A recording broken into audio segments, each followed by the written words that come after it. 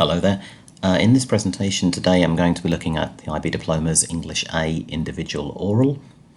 This is mostly going to be focused on the Language and Literature course, but if you are doing just literature, then this should also give you some ideas and some tips that hopefully will be useful. I'm an IB examiner and teacher and IB Diploma coordinator, and so I've listened to quite a lot of these orals and I've tried to come up with 10 simple tips that I hope will help you. So to begin with, let's look at this graphic. This really, I think, sums up the oral assessment overall very well. Global issue, smack in the middle there.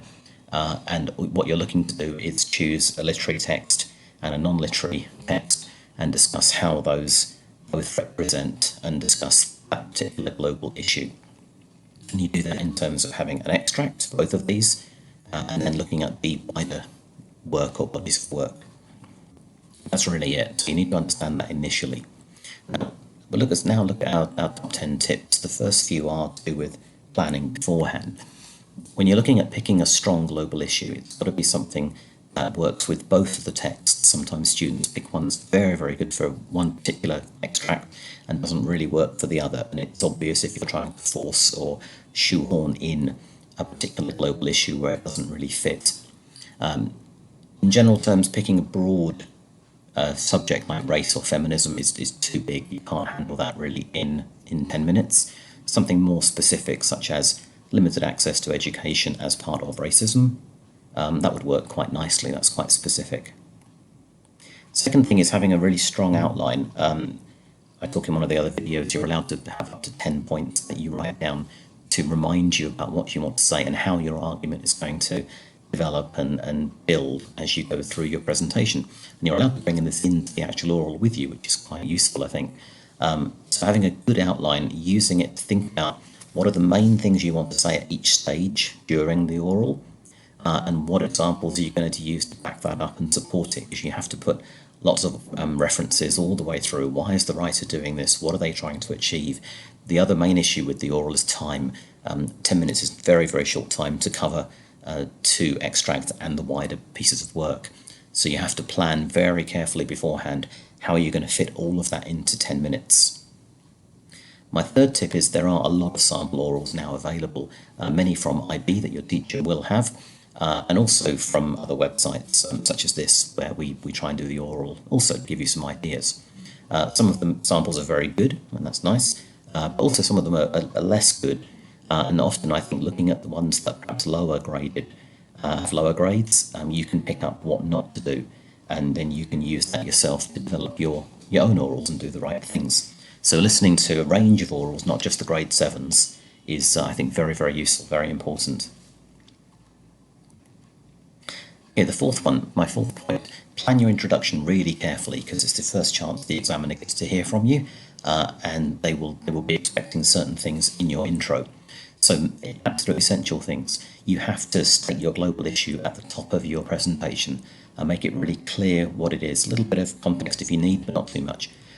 Mention the extracts and which texts they come from, which wider pieces of work they come from, and the authors.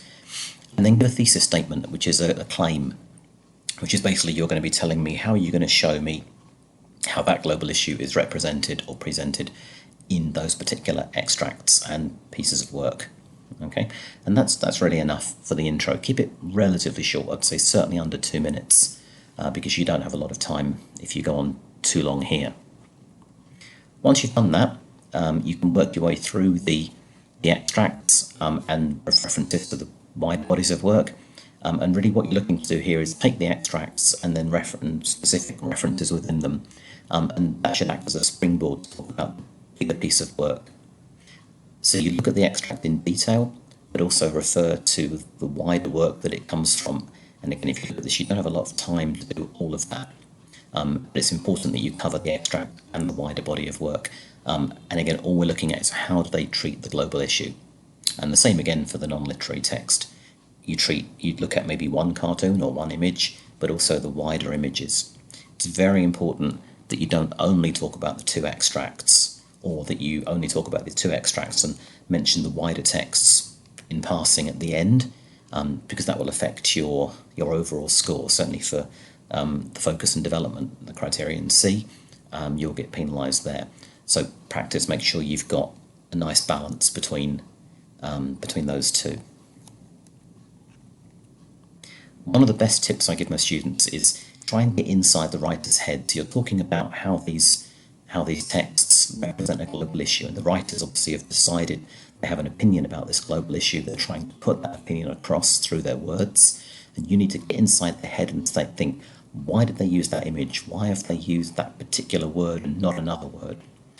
So what we're looking at doing is not summarizing the text, because you haven't got time, and that's not relevant really here. So we're not looking at what they're saying, much more about why are they saying it? What do they want the reader to take from this? What kind of effect is this image or this word or this phrase likely to have in relation to the global issue? So you need to obviously be referring to examples all the way through in order to support your ideas. A lot of the assessment talks about, the rules of the assessment talk about discussing content and form. Content is just the language and images that are used to create the meaning, the actual bulk of the work, if you like. The form is the type of text that's used, or the text type. So cartoons, speeches, newspaper articles. Now, why is that important? Well, a speech about, say, racism is very different from a political cartoon about racism, or a newspaper feature, or an editorial about that issue. Each of those, we have slightly different expectations. So you'd be expected to discuss fairly briefly what those particular tropes, if you like, the typical things of that text type are, and how they affect, or how they could affect the meaning. And that's something that maybe you haven't done too much on before prior to IB, so you need to be clear about that. The other thing you need an equal balance of is between the literary and the non-literary text. A lot of students that I've assessed, very often they'll go a little bit overboard on the literary side of it, possibly because they start with that, or they're more comfortable with that, and they don't leave enough time for the non-literary extracts. Or with literature, sometimes they don't leave enough time for the second extract that they're looking for.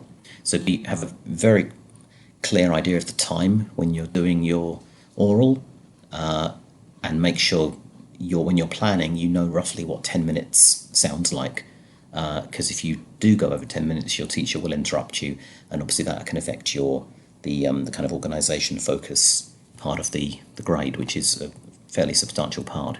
So you want to make sure you finish in 10 minutes and you've got a nice equal balance between the extracts and also, as I said earlier, the wider bodies of work that they're coming from. The questions at the end can be a little bit nerve-wracking. They're the one part of the assessment that you're not really in control of. You don't know what's coming. Everything else you can prepare up front and beforehand, and so you should be confident about. The questions themselves, they're designed to really fill in gaps. They're not there to trip you up.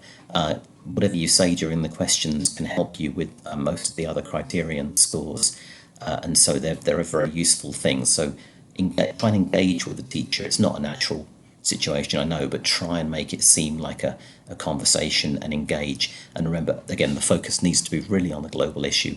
Don't get into wider aspects of the plot or characterization unless it's linked to the global issue.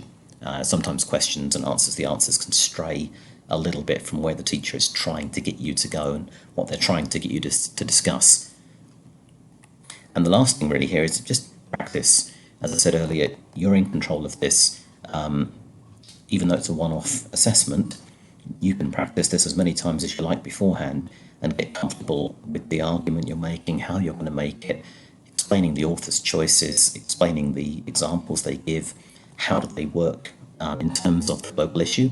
And if you do it well, if you practice enough, you should be fine. It's a good idea to get friends to listen to you, even video yourself or record yourself and listen to yourself back, which I know can be a bit scary, but also very useful for you being able to spot maybe certain things that you could do to work on and improve.